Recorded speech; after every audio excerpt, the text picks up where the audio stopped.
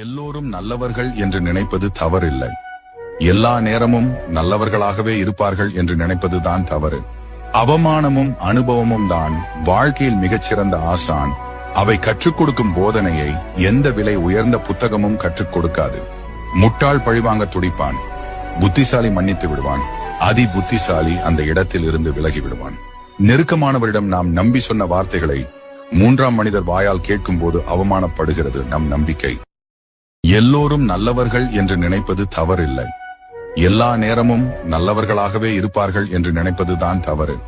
அவமானமும் அனுபவமும் தான் வாழ்க்கையில் மிகச்சிறந்த ஆசான். அவை கற்றுக் கொடுக்கும் போதனையை எந்த விலை உயர்ந்த புத்தகமும் கற்றுக் கொடுக்காது. முட்டாள் பழிவாங்க துடிப்பான், புத்திசாலி மன்னித்து விடுவான், அதி புத்திசாலி அந்த இடத்தில் இருந்து விலகி விடுவான். நெருக்கமானவரிடம் நாம் நம்பி சொன்ன வார்த்தைகளை மூன்றாம் மனிதர் வாயால் கேட்கும் போது அவமானப்படுகிறது நம் நம்பிக்கை. எல்லோரும் நல்லவர்கள் என்று நினைப்பது தவறில்லை. எல்லா நேரமும் நல்லவர்களாகவே இருப்பார்கள் என்று நினைப்பதுதான் தவறு. அவமானமும் அனுபவமும் தான் வாழ்க்கையில் மிகச்சிறந்த ஆசான். அவை கற்றுக் கொடுக்கும் போதனையை எந்த விலை உயர்ந்த புத்தகமும் கற்றுக் கொடுக்காது. முட்டாள் பழிவாங்க துடிப்பான்.